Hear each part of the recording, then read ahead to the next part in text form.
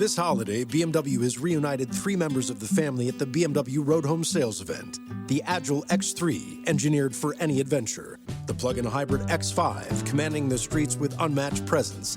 And the all-electric i4, charging into the future with impeccable performance. Hurry in to find what powers your journey at the BMW Road Home Sales event. BMW, the ultimate driving machine. Visit Valley BMW Center today for attractive lease and finance offers.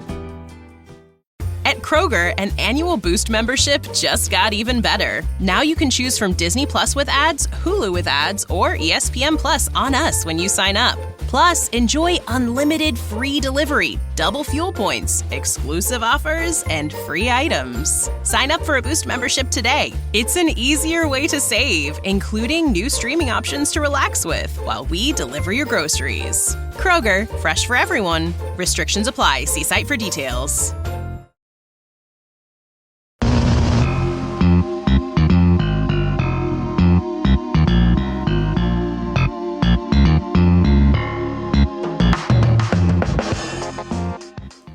The harsh sterility of space was stained only by the presence of the Undergalactic Space Station. The pyramidal structure rotating where it was fixed in space, a flickering sphere of artificial gravity, the only thing keeping the residents in their makeshift spacesuits from floating off, where they lounged on the docking strips. Purple light from the nearest star, thousands of miles away, cast violet hues across the metal surface of the pyramid. I used the light to guide Kylix in for a landing. Cadbury deploying the rickety wheels descending from the underside of the craft while I steered us across a strip aisled with other shabby ships, rousing the crew splayed across the wings of their cosmocrafts, clutching an assortment of steaming thermoses, bubbling coffee, iced ale, spiced tea. The captains lounging in the cockpits of their crafts clicked the locking mechanisms as we trundled past, a cacophony of passive-aggressive chirping as the locks slid shut and the cosmocrafts beeped. Lights flashing too brightly, so I worried how I looked in it. I couldn't, let the crew see me wince. Xeno pilots were one thing, but for a Xeno to call himself captain was another. An insult to every human behind the wheel, or so they would have me believe. That's right, even to outsiders, a Xeno was an outsider. Even in open space, given the opportunity and enough liquor, grievers would go out of their way to teach me my place. But a captain, even an unlicensed one, was rarely without their crew. Still, I resisted the urge to tell Cat to sit up straight in his seat, for Ush to smooth their lab coat, for Poole to be human? The thought was too heinous to acknowledge, so we rolled on. Regulars linged along the steel parking corridor as the timed ship sensors snapped the metal doors closed behind the Kylix to keep the oxygen in. Captain Crisfield of the Cosmocraft Paradise spared a wink, raising their can of last season's Cucumber Kylix Kolsch. If my genetic composition stood in the way of making connections, then beer more than made up for that. The Octalavian ancients had figured out as much, I reminded myself. A captain's job was to be paranoid, but this was hardly reasonable aboard the Undergalactic. The entire pyramidal structure was under the Hot Cauldron command. The way the rule went, once 2 individuals drank molten iron from the same cauldron, they were family, bound, from there on, within the Undergal or not, to protect each other from the harsh winds of open space. The human equivalent, which was said to date back just as far, if not further, than the HCC, had abandoned orbiters share water from the same pot. In this way, the same minerals would enter their blood, and there was no way to poison the pot if everyone had to share it. Ion harvesters Jim, Nolox, and Urk waved up from the smattering of faces. Their cramped drill ship spray-painted with the words, "Driller? I hardly know her," parked and lowered. A purple-scaled Kaleidozin waved forged seasonal passes to burning Brahi that were so near identical, even the artist wouldn't be able to tell them apart from the real thing. Clustered around torn open bags of green dust, backs to the walls of the hangar, were the tweakers. There was no better word for them, even though I hated myself for thinking of them as such. Humans mostly, skin pocked and pale, bone-thin arms trembling outstretched as they held metal spoons with streaker in it over small flames licking out of clenched lighters. The most gruesome sight was the ones who were injecting just then. Rusted needles dipping into the liquefied streaker, drawing it into syringes. Kat had explained the way it works. It was thought that one could avoid cyano if they didn't snort the stuff, so streaker tweakers had taken to fast-tracking the process. One woman had a large rubber band tied just under her shoulder, her sleeve rolled up to reveal a bulging vein that she punctured with a needle. A man next to her completed his injection, eyes practically glowing green as they rolled backwards. His hands flopped to his side, arms convulsing so violently he forgot to remove the syringe.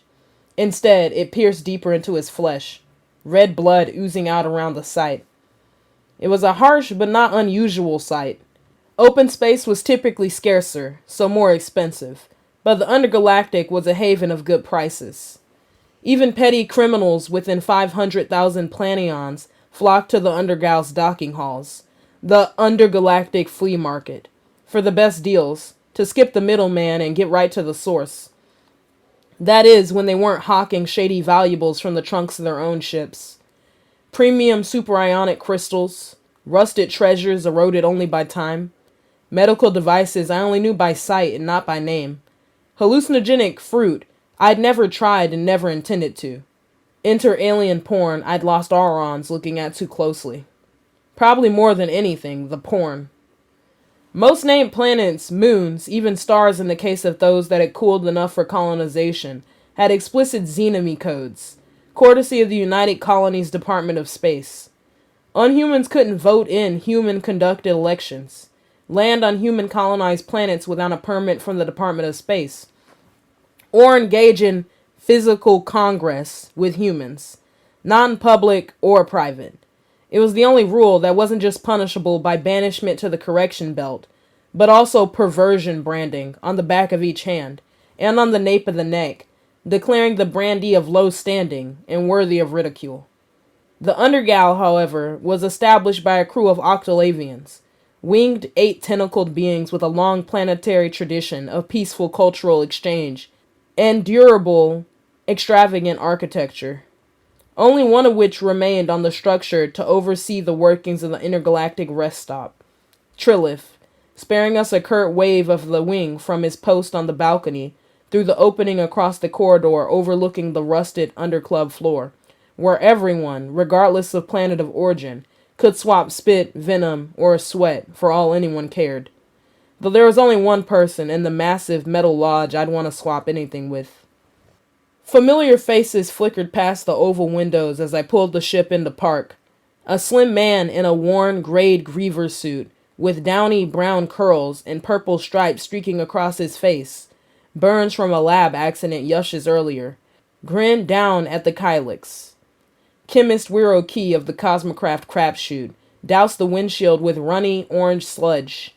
At once, the sludge gathered in the stained edges of the window, encasing the dried soap scum from dozens of prior washes before eating away at it. Bactericlean, Key's personal concoction, and a major boon for his crew's finances. How do you ever see past all that gunk?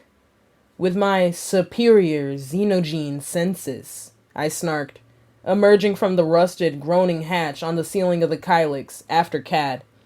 I took my goggles off and waved the lenses at Wiro. With my glasses, Key. Duh. Superior my ass, Nelson sneered. You should have seen them this morning. Turn that music down or I'll call in the dragoons. Key guffawed in that echoey way of his, laughter pealing out of his gangly body like the ringing of a great bell. I was almost getting offended, was going to interject about Nelson's impressions not being so accurate, until tears sprang to Wiro's eyes, his laughter stripping away to scant, choked sobs. Right. The dragoons hadn't yet closed in on the crapshoot crew, but private security had taken up the cause. Something about a plastic badge gives people something to prove, and this went doubly for failed xenogenes. Whether it was low test scores or lacking piloting skills in the simulator, the colonies didn't put up with mediocrity. It was rare, but disgraced xenos weren't unheard of. Hell, I was one. But even I was above a job at Moon Mart. To keep the value of NutraSoup high on the market, the colonies were guarded about what venues supplied it. It wasn't something you'd catch someone bargaining for on the Undergal, and it wasn't something you could crack open an autopod soaring off to its destination for either. Dry goods, cereal, oat flakes, grain bars, rice, crackers were one thing. But the hearty, nutritional soup exported from Earth itself was another entirely. Expensive, going for 40 drokins per hand-sized packet versus the value bulk price of dry goods. Only Moon Mart, a colony-based chain of grocery pharmacy shops, was authorized to sell them, each equipped with an unarmed private security guard, though that hardly mattered when the guard was a Xeno. Federal Brown had been the crapshoot's resident handyman. He wasn't exactly a specialized mechanic like Cad. Brown had little training and hardly any expertise, really. Well, that was expertise outside of the Undergal's boarding rooms. Fed was no pilot, no chef, no doctor, and no questions asked. Resources seemed to materialize around him when he needed it. Tools, fuel, toothpaste, food, and that was enough for Wiro to plead the case for his stay aboard, despite Captain Tiku's reluctance. From what I could tell, the stay had been hectic. Fed was known to leave stray tufts of curls in the shoot room, to play video games during operational hours, to pinch a droken or two whenever someone left a coin lying around on the dashboard. A couple of drokens hadn't been enough for the NutraSoup. When haggling hadn't worked, Fed had made for the exit with a packet shoved into his suit pocket. Like all orbiters, his suit was a muted lavender. Within moments of encountering the guard, it had been turned a vibrant red.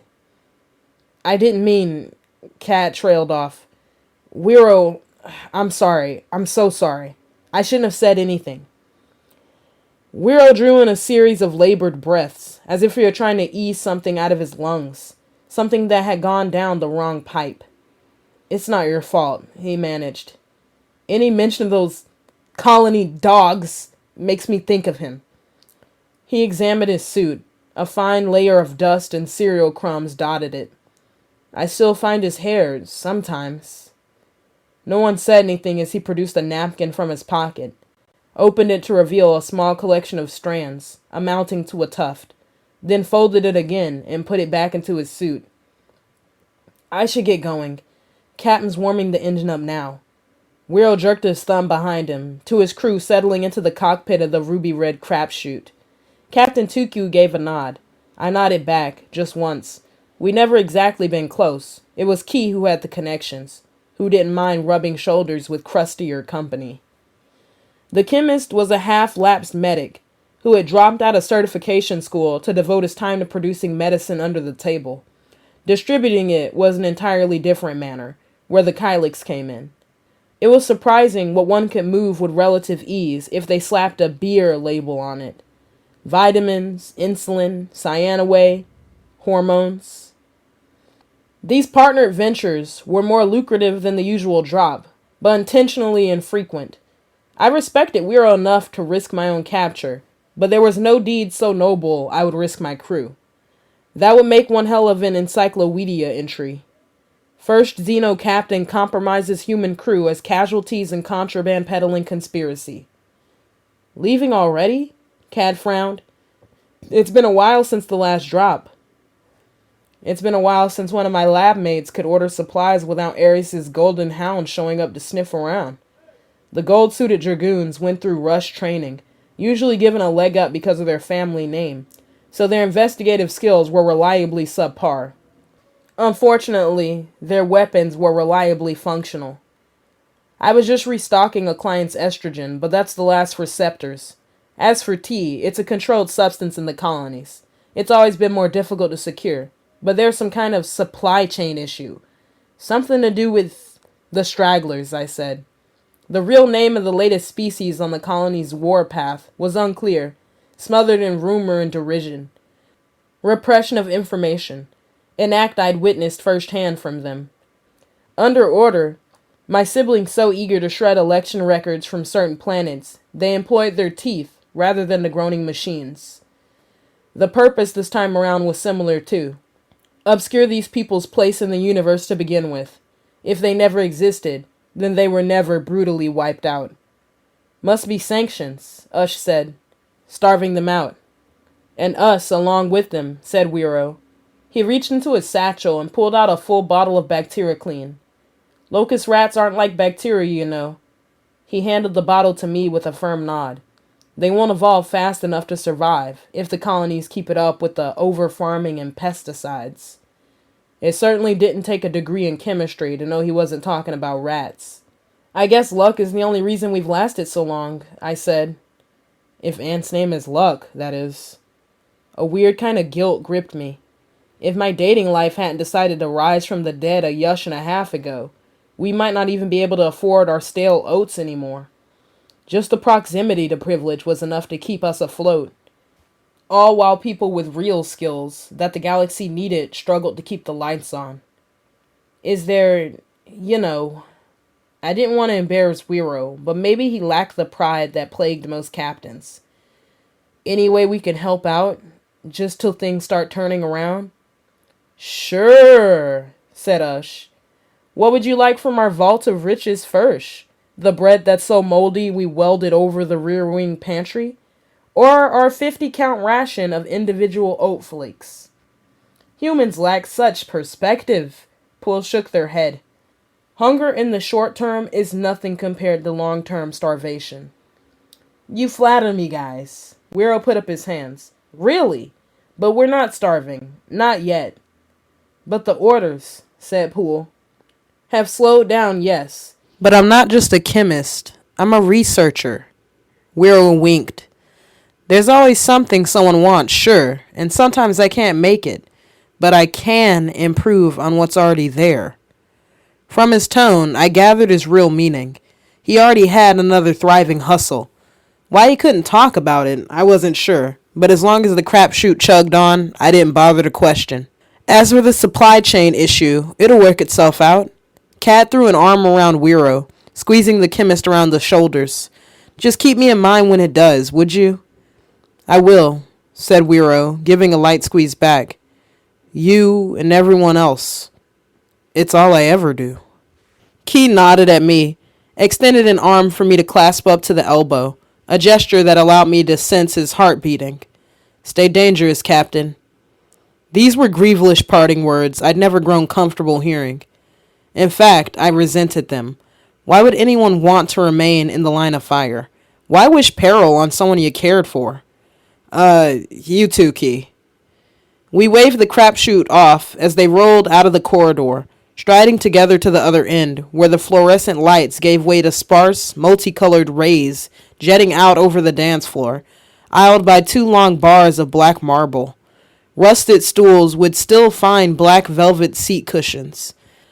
If one were to drunkenly lurch up the black metal stairs, climbing the industrial inside to the floor above, they could test the doors to the closet-sized boarding rooms. If a door was locked, there was sure to be someone getting paid very well on the other end of it. If a door was unlocked, the boarder would be the one doing the paying. The floor above that, slightly larger rooms with tables, stocked with paper and pens. Meeting rooms. The floor above that was reserved for permanent residents.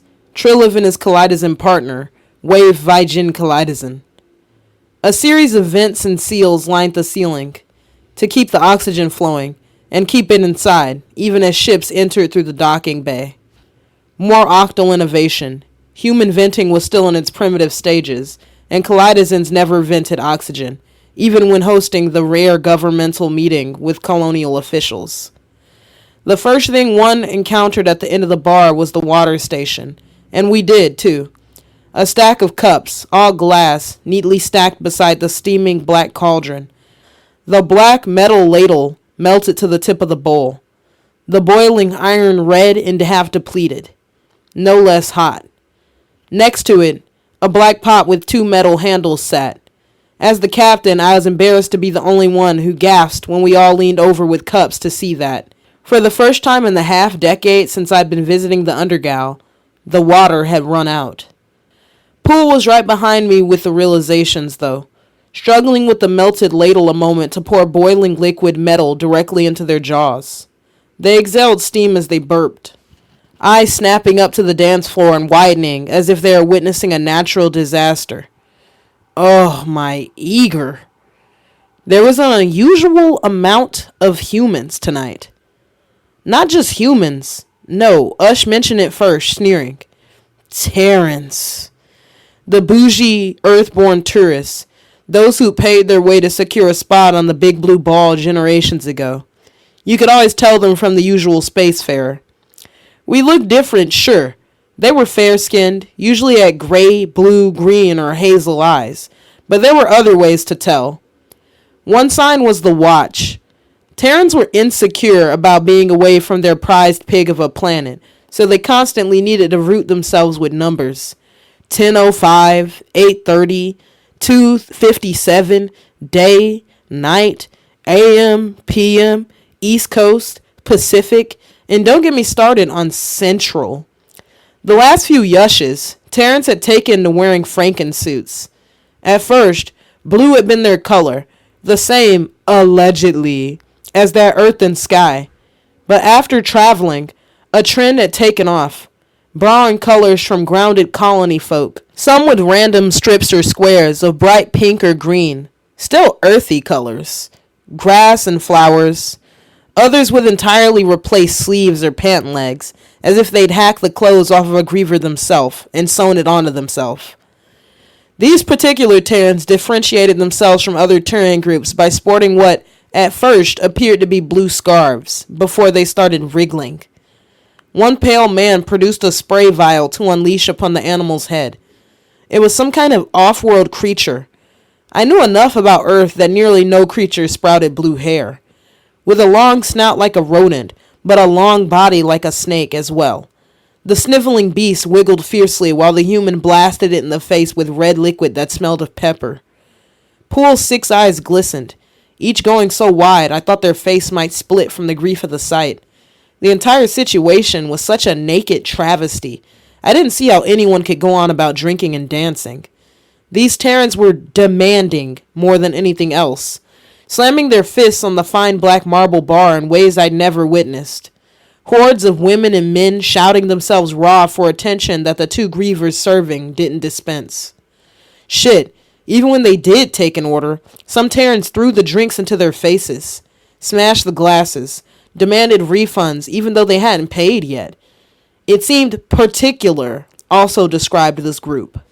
A straw-haired one gripped both my horns and yanked my head down for a photo, her brunette friend squealing at her audacity as the camera in her hand flashed. No, now I had found a descriptor to settle on. Entitled. Poole pushed the photographer while I got my bearings, their eyes blazing now, with a hatred so hot it could bore holes through any ship's hull. The Terran stumbled backward, spilling her drink down her friend's tacky spacesuit. The little square photo the camera had belched flew out of her hand. Ush caught it in midair, ripped it down the middle. Didn't your sorry ilk ever teach you to ask before you touch? For a second, the photographer brandished her empty wine glass, as if expecting one of us to start pissing replenishments, before turning with her friend to slump off to the bar without a word. Terrans rarely put up a proper fight. It was either trick or retreat when it came to them, most of them having nothing to prove given the safety net they had back on Earth. The match was already won before we met. The Reavers didn't go peacefully into the stars. They didn't call us that for nothing. We were losers before our own births.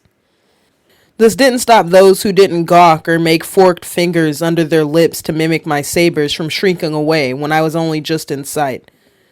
Not even near them yet. I'd never felt grateful exactly for my fangs, but never ashamed either. Had never wanted to hide them, until now.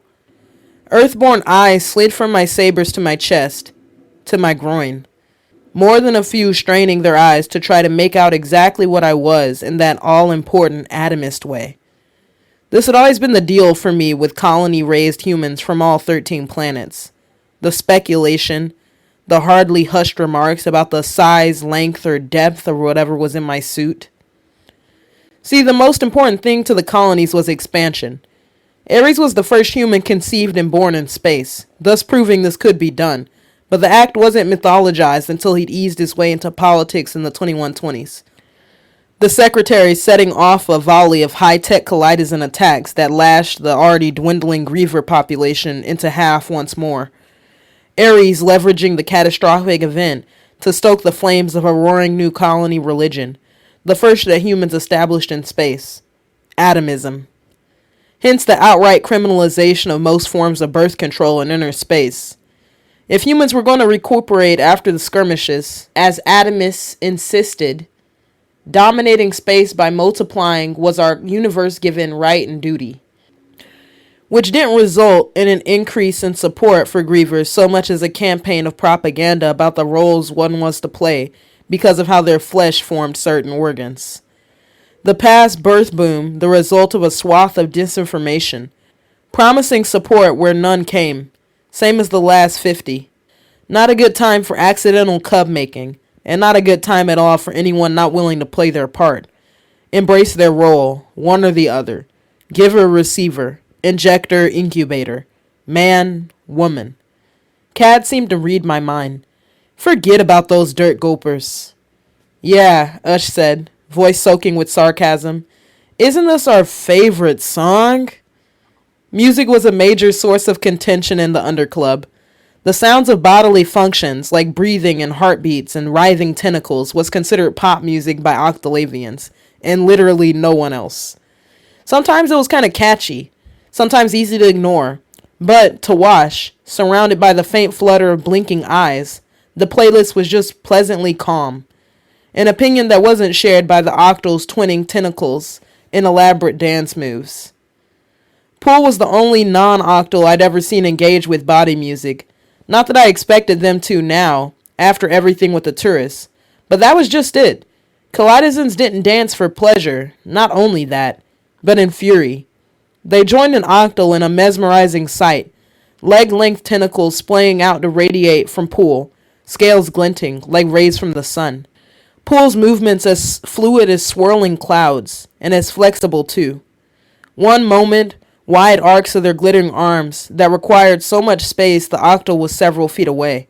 The next, subtler steps that guided the shimmer of light across their shoulders down to their ankles and back up again. These were executed skin to skin with the Octal, like a firework going off in the middle of the floor, and pushing back waves of humans, clapping hands to their eyes to ward off the dangerous reflections. The incisive, laser precision movements.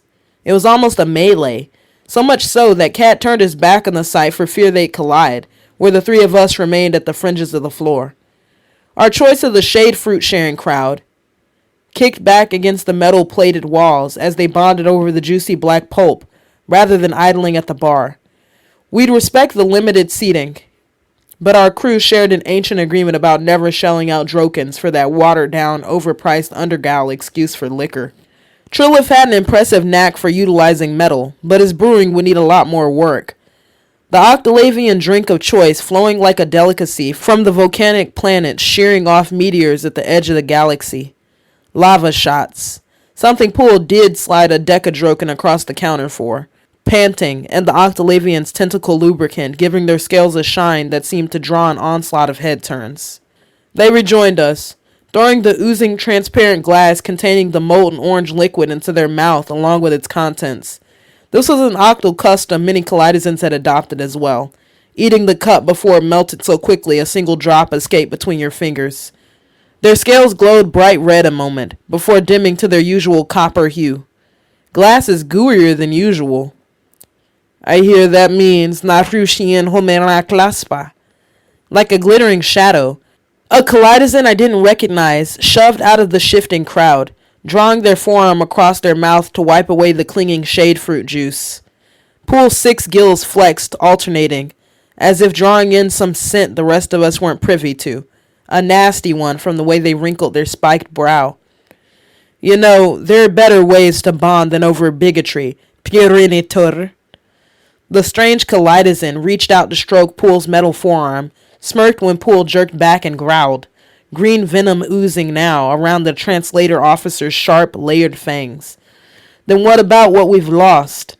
They hiked up their black suit pant leg to reveal a silver metal peg leading into their boot. What they took from us. You don't know anything about me, Poole said. I know a pretty pocket getter like you has no business rubbing skulls with Octals. They sized us up, their own gills flexing. Not Octals, not these reeking Bazovs. They gestured wildly to me, and not the saber-toothed gene freak. You ought to make yourself useful to the hive and take a wiener rib instead of wasting time rolling in the tar with a bunch of monkeys. Poole staggered backward at this, falling against the wall as if the Kaleidozin had socked them square in the throat. Ush tended to them, whipping out a cool rag they kept in their lab coat at all times in case of moon flu symptoms, characterized by chills and persistent fever. She dabbed Poole's forehead as I took the stranger by the shoulders. What are you? Get your hands off of me, you... I bared my finger-length sabers as they kicked in my grasp. Humans and Xenos were like bugs to Kaleidozins, with fractions upon fractions of the strength, but a fury I hadn't known since my mauling lesson swelled within my chest. The kind of anger that waves aside physical size, that chews through the idea and spits it out in the bigger person's face. Jean? Cad's warm hand closed over my shoulder. They're not worth it. I turned to look at the first mate, to disagree, but the thorny wallflowers hugging the metal plating were beginning to cluster around us, stumbling forward with wide eyes. Harming a Kaleidozin was risky, in violation of a smattering of treaties I could argue didn't mention Xenos, just humans, but didn't. I released the Kaleidozin. Fine, I said. Cad drew the hammer from his tool belt by the long purple metal handle. He held it gleaming and steady just in front of the twitching 6 eyes of the Khalid. Consider this your warning. Unless you want to chase lava with steel, I suggest you move along. Poole groaned. Not now, as the ultraviolet fan leapt out of their throat. The strange Kaleidozin snorted, looking past Cad and me to the translations officer, huddled to the wall next to Usher. If a human really tickles your grickle, then you're the one who's not worth it. They slunk off into the knot of bodies, music, and emotion. Ush started to touch the fan protruding from Poole's throat before thinking better of it. Are you okay? Poole shook their head. I should have expected this. My kind has developed a skewed sense of time since we lost our home son. My hatchin' prast was scepters ago. It makes other Khalids feel... How should I say it? Aggressive? Cad supplied. Territorial, Poole countered. It's in our instincts. Not their fault, but they are at fault for their ignorance. What do you mean? I said. The blue-green spikes along one side of Poole's forearms, the back of their neck, their brow stood on end, long and more pointed than I'd ever seen. Now that I thought of it, and that Poole wasn't wearing their fourth favorite pair of gravel-platform shoes, the Kaleidozin had gained a few extra inches in the height and limb length department. Well, the good news is, we're all the same age again, said Poole. What do you mean it's in your instincts? Ush asked.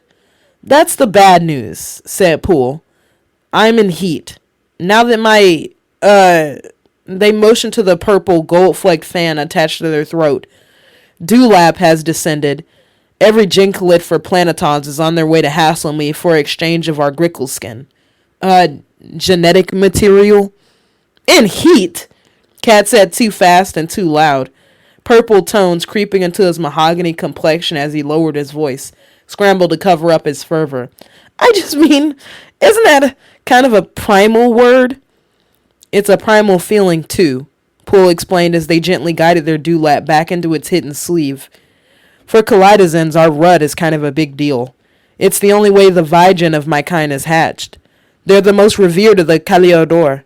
Kind of like subsets of ourselves. Not genders, not quite, but where we fit in when it comes to mating season. Only Vigen can lay eggs yush round with either kind of Khalid. Ah, said Nelson, nodding solemnly. Your population.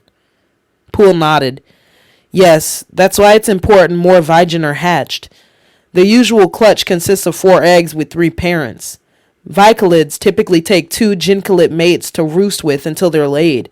Then adult Vigen traditionally raise the hatchlings to adolescence, pass on ancestral mammathris. Since most of our nests were back home, and most of the Vigen were with the nests, nearly all of them were wiped out along with the Andromeda. This only happens every 25 yushes, so we're in the clear for a while when it passes. Is there any way to turn it off? Said Cad, sweat beading on his brow. I mean, you don't want a bunch of persistent jackasses trailing you, right? Poole kissed Nelson's forehead, grinning. I don't know. I'm kinda used to it. So we put away future worries for the future. I had no gills, but there was a new glow to them I felt guilty for never noticing before. Their scales shinier than ever when they thrashed in that trance-like wild dance across from me, having sprouted from fingernail-sized glittering chips to flat, gleaming, hand-length leaves, long and shaggy, more like plumage now. Spikes sterling, sharp, and bronze as short swords, thrusting out of those gold-orange iridescent feathers. At least I wasn't the only one who hadn't remembered their birth wash. Come to think of it, I couldn't remember mine. Poole was right. Being away from your home sun will shred your sense of time. I'm gonna see about that tank. Ush dropped the glow sticks in her hand, though the litter was in good company, among tiny plastic bags with green powder dusting the insides. She fixed her long black hair into a comet tail, tying it back to look at me straight on, compeer to compeer. Come on, Jean. It's one thing for Cat to do it. Hey, but how long are you planning to keep this secret lover act going? Cat ignored the barb for now, addressing me over the current rasp of breathing over the speakers. How's this girlfriend of yours get such steep discounts on ions anyway? Poole cut in. Is that why you won't tell us who it is? Because she's an ex of yours? Yes, I admitted. It was actually kind of a relief for them to guess so accurately. This was my out from the yush-long lie. Okay, yes, she's an ex of mine, with connections. That's how I get the ions for next to nothing. Ush tapped her watch, and a hazy blue projection of her call log from the last scepter flicked into existence. Landrit would have messaged me if you were on the same planet, let alone on speaking terms. It disappeared. Connections, eh? Like, political connections? She was on to me. There was no use lying under Ush's radar glare. Fine. It's who you think it is. Even Cad recoiled. I did think we'd had enough of Daddy's little imperialist. I wondered where they'd stationed her, Poole said. Of course, they stashed her nice and out of the way of any of the problems her own family caused. Ush pinched the bridge of her nose. Look, Sable, I don't want to sound harsh, but every time you run back to her, a solar system loses its star. Youch. Don't want to sound harsh, eh? Intervention time, Poole chimed, throwing their arms around the three of us. I didn't think it was an accident that their heavy metal arm rested on my shoulders. I've been holding off on saying this, but your devotion to that colony kisser is kind of, well, dragging the rest of us down. What? I shrugged out of the crew huddle. Come on. When was the last time we were more than 10 planions from the Undergal? The rasping lungs were replaced with a quickening pulse, in time with my own. Sweat beading on my brow, so I had to use one of my long black furred ears to swipe it away. We were just in the Wereton quadrant last. Yush.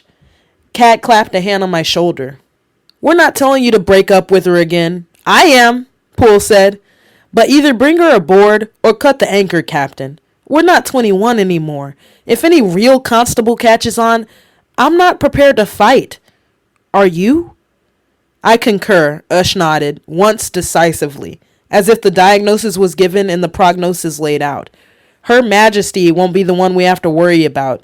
To Ush, she's Jean's obnoxiously ignorant girlfriend, but to the colonies, and Adams is a priceless resource, a geyser of gold. Good point. Poole's rhizomes trembled. Not to mention, just because someone starts off good doesn't mean they won't spoil. Remember that 9-week-old jar of the last brew? I did. One had slid behind the shelf we let the beer age on and gone bad, frothing and sour, though the earlier stock had been unseasonably sweet. Aunt's not a beer, Poole. No, worse, said Poole. She's an Adams. Just the single-syllable surname had taken on a kind of slur in open space. Turncoat, traitor, Adams. Aries started off as a civil rights lawyer, passing orders to protect the poor. Within years, he was shipping them off with little more than a salute and the deed to land they'd die before reaching. Poole sputtered a second before going on, their gills splaying out and the pink, wormy undersides writhing. For fuck's sake, her family's the biggest benefactor of the Exodus Act. Fifth biggest, I corrected them. Signed into law in 2125, the United States government merged with the United Nations to form the United Colonies of Terex. The Exodus Act officiated the eviction of 10 billion people, 95% of the entire population of Earth. The reason this was done depends on who you ask. According to the Atmospheric Deployment Division, it would be a cruelty to sit on piles of billions while humans went without water in the latest and most extreme bout of shortages. Therefore, the merciful thing to do, in the spirit of human exploration and grit, would be to eject anyone who couldn't afford land into space. That spin never did satisfy most grievers, probably due to the stories passed down from the Great Dying. The real motivation wasn't the public's inability to keep up with the price of housing, as mega corporations and dynastic old money families hoarded land, wealth, and resources. Only 11 families were left able to foot the bill, all with roots of riches stretching back to the founding of the wealthiest nations on Earth. Only 5 remained after a spat of intermarriage: the Rockefeller Windsors, the Clotvines, the Herrenhills, the Mansells, and the Adams. The Adams line not nearly as storied or ancient as either of the other families, but outweighing all in importance. What everyone else had in old money, reputation, and inheritance, the Adams had an impact. Because Aries Adams hadn't just earned his status as head of the Department of Space, he'd been born into it. Before humans could even dream to settle space, there had to be proof that life was sustainable there at all. That was where Operation Eve came in. The DNA was random. The willing contributions of paid egg and sperm donators wishing to keep their names conscious and debt ledgers clean. Mechanized fertilization procedures programmed to be triggered by the intense heat the embryonic viability envoy shuttle would encounter when it locked into the orbit of the Luperus star, burning in the sweltering, uninhabitable running wolf nebula. It would be 9 octavers, of course, before the faces of the first spaceborne humans flashed across television screens worldwide. Ares and Athena took their first breaths of stale shuttle air in 2101. First Athena, then her brother, though this was only phase 1 of Operation Eve. Successful fetal development, successful birth was one thing, an acute view of the effects of space on the human body. But there was the matter of the long term. To glean this, the shuttle was guided back to Earth so the specimens could be studied extensively, studied and experimented on. The tests were cruel, but it only took a few blood drawings for lab technicians to realize the Addams twins didn't bleed, not like Earth-born humans did, and not like any grievers born in space did decades afterward. The Addams anomaly would herald the age of Amulius, the green extra matter ooze leaking out of the test subjects in the place of blood. Just 2 vials sapped from Ares and Athena Adams as infants was enough to launch the first trip to the edge of the galaxy, folded in half of half the time it took without the Amulius. Every cosmocraft in existence, on the human end anyway, fitted with an engine that derived its power from a green-gray orb. Metal and Amulius, the fist-sized ball eroding into a marble within 5 years' time. Efficient, long-lasting power. Since aging out of their lab habitats in their 20s, the Addams twins had been heralded as saviors of humanity. With Amulius, officials could finally justify drafting hordes of humans who couldn't afford land into space, where, they insisted, we find it in droves, just at double the price and half the workability. Because of the 50-year lack of strain on resources, Earth was set for decades, maybe centuries. Schools still lit, hospitals heated, museums cooled to preserve ancient human artifacts. Progress required power, and Amulius was the key to eternal strides forward. Charged with such contributions to humankind, Ares had been welcomed into the upper echelons of government as secretary, Athena tasked with helming the intergalactic relations branch of the colonies. The first humans born in space, ruling space, a cosmically overstated birthright. The sticking point, as far as conversation went when one was in orbit, was that the Addams had more in common with grievers than Terrans.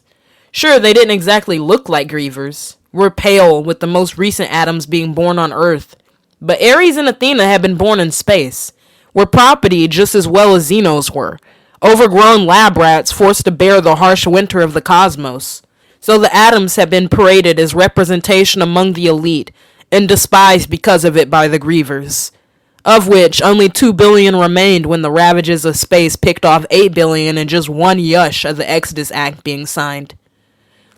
"I'll ask her tonight," I said. "We can trust Antiope." "And if we can't?" Poole grumbled. "Get some last Avon moves in," Cad said. "I hear kineticuffs can be set to stun now."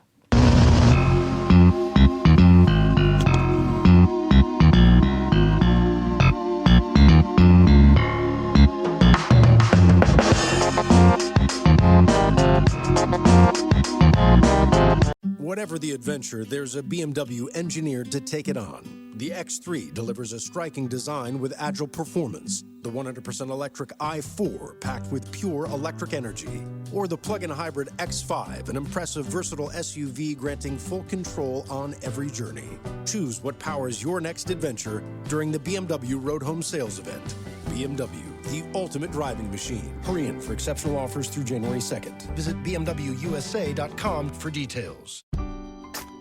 The most wonderful time of the year. Although, let's be honest, around the holidays, things really add up. But here's the good news. Only at Verizon, you can get a single line for $50 per month when you switch and bring your phone. So while ice skating for two is definitely costing more, here at Verizon, you can save. Gifts for your third cousins? Steep.